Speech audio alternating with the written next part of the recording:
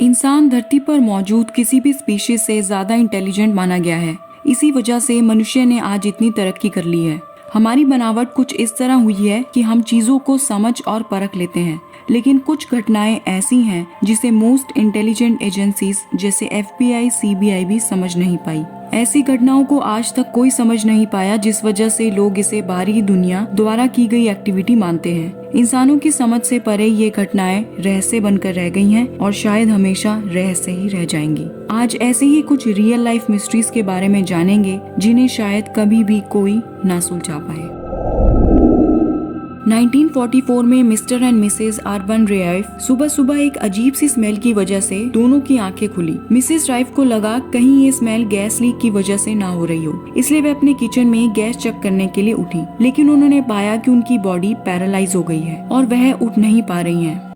उस रात एक और घर में एक महिला अपनी बेटी के खांसने की आवाज से नींद से उठी। वह अपनी बेटी को चेक करने के लिए बेड से उठी, लेकिन पाया कि वह भी बेड से उठ नहीं पा रही हैं। ऐसा होते होते 2 हफ्ते में 25 से ज्यादा मामले सामने आए, जिसमें विक्टिम्स ने बताया कि जब वह अपने घर में थे उन्हें कुछ अजीब सी स्मेल आई और वह धुआं देखते ही देखते उनके पूरे घर में फैल गया, जिसकी वजह से कईयों को पैरालिसिस हो गया और कईयों को खांसी, चक्कर और वॉमिटिंग होने लगी, लेकिन इसमें किसी की भी जान नहीं गई। पहली बार ऐसा अजीब सा केस मीडिया में आया, इसलिए इस केस को द मैड गैसर ऑफ मैटून का नाम दिया गया।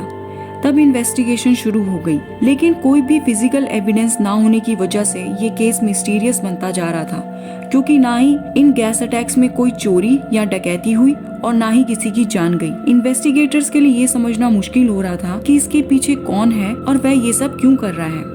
कुछ लोग मानते हैं कि उन्हें इस धुएं में कोई पतला और डार्क कपड़ों में इंसान दिखा, लेकिन वह श्योर नहीं है कि वह आदमी था या औरत। कुछ पुख्ता सबूत ना होने की वजह से लोगों ने इसके पीछे इंडस्ट्रियल पोल्यूशन माना, लेकिन सोचने की बात यह है कि अगर ये इंडस्ट्रियल पोल्यूशन ही था तो उस सिटी में ये एक साथ फैलना चाहिए था, लेकिन मामले अलग अलग दिन आए, जिस वजह से इस थ्योरी को मानना मुश्किल है। वहीं कुछ इसे पैरानॉर्मल एक्टिविटी मानते हैं। थैंक्सगिविंग वाले दिन एक मिडिल एज का आदमी ब्रीफकेस के साथ नॉर्थ वेस्ट ओरिएंट एयरलाइंस पहुंचा और उसने अपना नाम DB कूपर बताया, जिसकी टिकट 1 वे थी। जैसे ही फ्लाइट टेक ऑफ हुई, उसने फ्लाइट अटेंडेंट को एक नोट पकड़ाया। कूपर ने अटेंडेंट की तरफ झुककर कहा, मिस, अच्छा होगा अगर आप वह नोट देख लें, मेरे पास बॉम्ब है। अटेंडेंट ने ये बात जाके पायलट को बताई और पायलट ने एयर ट्रैफिक को, और फिर ये बात FBI तक पहुंच गई। कूपर ने अपनी डिमांड्स बताई। वह $200,000 चाहता है, जिसके सीरियल नंबर्स रैंडम हो और 2 पैराशूट के सेट, और उसने वह नोट वापस उससे ले लिया क्योंकि वो हैंड रिटन था और वह कोई सबूत छोड़ना नहीं चाहता था। ग्राउंड पर आने पर कूपर ने सारे पैसेंजर्स को छोड़ दिया सिवाय पायलट और फ्लाइट अटेंडेंट्स को, और उन्हें कहा कि वो उसे मैक्सिको सिटी ले चले। अब रात के 8 बज रहे थे। अब लुइस रिवर के पास जेट को नीचे किया गया और स्टेयर्स नीचे की। क्योंकि पायलट और अटेंडेंट्स कॉकपिट में बंद थे, तो उन्होंने एज्यूम किया कि कूपर ने शायद जंप कर लिया होगा, जैसा कि वो चाहता था। और फिर 10:15 बजे नवेडा में फाइनली जेट लैंड किया गया। कूपर के द्वारा लिए गए पैसे की सीरीज L से स्टार्ट थी, लेकिन नंबर रैंडम थे ताकि FBI उसे ट्रेस कर सके। पर चौंकाने वाली बात यह है कि वह पैसे कभी भी यूज नहीं किए गए और उसने दूसरा पैराशूट भी यूज नहीं किया। फिर वह दूसरा पैराशूट उसने किसके लिए डिमांड किया था? बहुत सारे सवाल ही रह गए, क्योंकि DB कूपर के बारे में कुछ पता नहीं चल सका। इन्वेस्टिगेशन में कई लोग सामने आए जो दावा कर रहे थे कि वह DB कूपर के रिलेटिव हैं, लेकिन इस थ्योरी को अथॉरिटीज इतना स्ट्रॉन्ग नहीं मानते। तमाम कोशिश के बाद जुलाई 2016 में FBI ने कहा कि वह अब ऑफिशियली तौर पर DB कूपर को ढूंढने के लिए कोई भी सोर्स एक्टिव नहीं करेंगे। इस तरह हाईजैकर के गायब होने पर और कोई भी सबूत ना मिलने की वजह से DB कूपर अमेरिका का मोस्ट फेमस हाईजैकर है। Max spires conspiracy theories community में मशहूर नाम था, जो पैरानॉर्मल और एक्स्ट्रा टेरेस्ट्रियल थ्योरीज पर काम करते थे। लेकिन मैक्स की अचानक मौत ने सबको चौंका दिया। वह जब अपने एक फ्रेंड से मिलने पोलैंड गए, तब उन्हें सोफे पे मृत पाया गया। वहाँ मौजूद उनके फ्रेंड ने बताया कि उन्होंने ब्लैक लिक्विड की वॉमिटिंग की थी। डॉक्टर भी यह देख के काफी हैरान थे, लेकिन उन्हें बचा नहीं पाए। मैक्स का कहना था कि उन्हें गर्भ से ही एक सुपर नेचुरल पावर्स मिल गई थी, जिस वजह से वे अपने आप को सुपर सोल्जर कहलाते थे। उनका कहना था कि उन्हें एक्स्ट्रा टेरेस्ट्रियल पावर्स द्वारा कंट्रोल किया जाता था और उनके एक्सीडेंट के बाद ड्रग्स लेने की आदत भी बाहरी दुनिया का ही कंट्रोल था। उनकी माँ का कहना था कि वह किसी तरह के डार्क साइड से कनेक्ट हो गया था। मैक्स का लास्ट मैसेज था, अगर उन्हें कुछ होता है तो इसकी इन्वेस्टिगेशन जरूर की जाए। इन्वेस्टिगेशन में पता चला कि उनके एक फ्रेंड ने कहा कि मैक्स ही एक ऐसा अकेला इंसान नहीं है, उनके समेत 40 ऐसे और बच्चे थे जिन्हें गर्भ से ही कंट्रोल किया गया। वहीं कुछ लोग मानते हैं कि मैक्स बाकी लोगों की थ्योरीज को अपनी थ्योरीज बता रहे थे और वह ड्रग्स ओवरडोज की वजह से चल बसे। लेकिन उन्हें कैसे पता चला कि उन्हें कुछ होने वाला है और ब्लैक वॉमिट क्यों हुआ? इसलिए कॉन्स्पिरेसी थ्योरिस्ट मानते हैं कि मैक्स को बाहरी दुनिया के बारे में जरूरत से ज्यादा पता था, जिस वजह से उनकी मौत हो गई।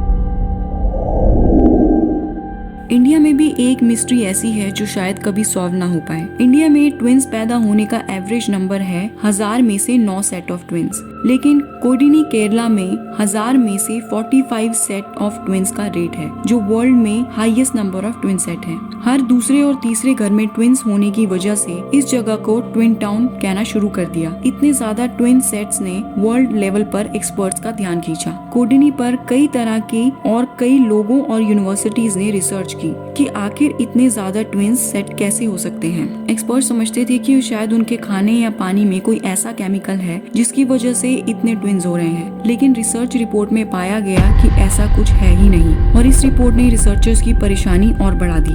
उन्होंने इस एंगल से भी सोचा कि हो सकता है IVF यानी आर्टिफिशियल तरीके से ट्विंस पैदा करवाए जा रहे हों, लेकिन हाई प्रोबेबिलिटी रेट की वजह से ये नामुमकिन है। एक्सपर्ट्स कहते हैं कि ये सेट 60 से 70 साल से ही शुरू हुए हैं, लेकिन ऐसी क्या चीज थी जिसने आने वाले आगे की सारी जनरेशंस को चेंज कर दिया। इतना ही नहीं, कहते हैं कि अगर कोई औरत कोडिनी के लोगों से शादी करती है और कहीं और जाके रहती है, तब भी उनके ट्विंस ही होते हैं। ओहायो सिटी यूनिवर्सिटी के एक medical student Brian Schaefer summer break को सेलिब्रेट करने के लिए अपने 2 फ्रेंड्स के साथ बाहर गए और वह बार हॉपिंग करने लगे। मतलब रास्ते में जितने भी बार्स आए वह हर बार पर ड्रिंक्स एंजॉय कर रहे थे। फिर फाइनली रात के 1:15 बजे द अगली ट्यूना बार में गए। वहाँ पर भी वे ड्रिंक्स एंजॉय कर रहे थे और अपने आप को डिस्ट्रेस कर रहे थे। फिर ब्रायन बार में मौजूद एक लड़की से बात करने लगे और उनके दोस्त एक क्लिंट भी लड़की से बात करने लगे। क्लिंट और वह लड़की बार के अंदर चले गए। वहीं ब्रायन और वह लड़की एक्सीलेटर के पास बात कर रहे थे। लड़की वॉशरूम के लिए चली गई। जब वह वापस आई तब उसने देखा कि ब्रायन वहाँ नहीं था। उसे लगा शायद वह घर चला गया होगा। ब्रायन के बाकी 2 दोस्त भी बार से बाहर निकले तो देखा ब्रायन कहीं भी नहीं दिख रहा और काफी बार कॉल ट्राई करने के बाद वह अपने घर चले गए, यह सोच के कि ब्रायन भी अपने घर चला गया होगा। मंडे सुबह ब्रायन को अपनी गर्लफ्रेंड के साथ मियामी की फ्लाइट लेनी थी, जो उसने मिस कर दी। तब ब्रायन को ऑफिशियली मिसिंग अनाउंस कर दिया। इन्वेस्टिगेशन शुरू हो गई। सिक्योरिटी कैमरा से हर एक इंसान को आते और जाते हुए देखा, सिर्फ ब्रायन को छोड़कर। उनके गायब होने से कुछ दिन पहले उन्होंने अपनी गर्लफ्रेंड को कहा था कि वह मूव ऑन कर लें। उनके जानने वाले कहते हैं कि वे मेडिकल स्टडी को टेम्परेरी मानते हैं और वह एक दिन अपना बैंड स्टार्ट करना चाहता है। लेकिन अजीब बात यह है कि उनके गायब होने के बाद उनके बैंक बैलेंस में कोई भी चेंजेस नहीं आए। कोई भी सबूत ना होने की वजह से उनके जानने वालों का लाई डिटेक्टर टेस्ट भी करवाया गया, लेकिन क्लिंट जो उस दिन ब्रायन के साथ मौजूद थे, उन्होंने लाई डिटेक्टर टेस्ट के लिए मना कर दिया। तो क्या क्लिंट को कुछ ऐसा पता था जो वह बताना नहीं चाहता था? क्या ब्रायन के गायब होने में क्लिंट का हाथ था? अगर ऐसा है तो ब्रायन ने गर्लफ्रेंड को मूव ऑन होने के लिए क्यों कहा? या ब्रायन किसी और आइडेंटिटी के अंडर कहीं और रहने लग गए हैं? ब्रायन का केस अभी तक मिस्ट्री बना हुआ है जो शायद कभी भी सॉल्व ना हो। 2006 की इस घटना के बाद अथॉरिटीज ने ब्रायन की एज प्रोग्रेशन फोटो कुछ दिन पहले ही फिर से रिलीज की है कि 15 साल बाद अब ब्रायन कुछ ऐसे दिखते होंगे, इस होप में कि शायद ब्रायन अभी भी जिंदा होंगे। यूएस में एक जगह ऐसी है जहां पब्लिक की एंट्री बिल्कुल मना है, जिसके लिए यहां वार्निंग साइंस भी लगे हुए हैं। यहाँ तक कि इसके ऊपर से फ्लाई करना भी इलीगल है। इस एरिया का नाम है एरिया 51। यह यूनाइटेड स्टेट्स एयरफोर्स बेस है जो ग्रूम लेक नेवेडा डेजर्ट पर स्थित है। इसके अंदर जो कुछ भी होता है वह बहुत ही सीक्रेट है। ऐसी कोई जगह एग्जिस्ट करती है, इसके बारे में किसी को पता ही नहीं था। बाद में इसका खुलासा बराक ओबामा ने 2013 में किया। यह एरिया 1955 में ओपन किया गया था, जब यूएस और सोवियत यूनियन में कोल्ड वॉर चल रही थी। तब यह एरिया एयरक्राफ्ट और प्लेन एलियंस की टेस्टिंग के लिए बनाया गया था। लेकिन इतनी सीक्रेसी होने की वजह से काफी कॉन्स्पिरेसी थ्योरीज को इस सब्जेक्ट ने फ्यूल दिया है। कई लोग मानते हैं कि उन्होंने यहाँ पर यूएफओ आते देखा है। वहीं कुछ लोग कहते हैं कि उन्हें एलियंस के द्वारा एक्सपेरिमेंट के लिए किडनैप किया गया और वापस धरती पर भेज दिया गया। एरिया 51 के पास 1947 में रोजवेल, न्यू मैक्सिको में स्पेसक्राफ्ट क्रैश हुआ था, जिसे लोग क्लेम करते हैं कि यूएस ने क्रैश्ड यूएफओ को एरिया 51 में ले जाकर इस स्पेसक्राफ्ट और पायलट की बॉडीज को होस्ट किया। एक इंसान ने इन अफवाहों को और मजबूती दे दी जब 1989 में रॉबर्ट लजार नाम के इंसान ने यह क्लेम किया कि उसने एलियन टेक्नोलॉजी पर एरिया 51 में काम किया है और यह भी दावा किया कि उसने एलियंस की मेडिकल फोटोग्राफ्स भी देखी हैं जो गवर्नमेंट ने यूएफओ को एग्जामिन करने के लिए यूज की थी। तो क्या सच में यूएस एलियंस के बारे में जानता है? क्या उन्हें एलियन की मिस्ट्री के बारे में पता है? शायद ये राज भी राज ही रह जाए। अक्टूबर 1969 में एलसी नाम का एक इंसान और उसका बिजनेस एसोसिएट लुजियाना से लाफयाटे की तरफ हाईवे 167 पर ड्राइव कर रहे थे। ड्राइव करते हुए उन्होंने देखा कि उनके आगे एक एंटीक कार बहुत ही स्लो चल रही है और देखा इतना पुराना कार मॉडल होने के बावजूद भी कार काफी अच्छी कंडीशन में है। कार पर ब्राइट ऑरेंज नेम प्लेट लगी थी जिस पर 1940s लिखा था। वह कार देख के काफी इम्प्रेस हुए, इसलिए वह कार के पास जाके अच्छी तरह कार को देखना चाहते थे। इसलिए उन्होंने उस एंटीक कार के पास अपनी कार को अलाइन किया। उन्होंने देखा कि एक औरत कार चला रही है और साथ ही एक छोटा बच्चा भी है। दोनों ने विंटेज कपड़े पहने थे और देखा कि वह औरत बहुत ही परेशान लग रही है। उसको परेशान देख एलसी ने उसकी मदद के लिए पूछा, जिसके जवाब में उस औरत ने हाँ में अपना सिर हिलाया। जब एलसी ने कार आगे जाकर रोकी तब वह और उनका साथी चौंक गए। जब उन्होंने पीछे मुड़कर देखा तो वहाँ कोई भी नहीं था। वो कार गायब हो चुकी थी।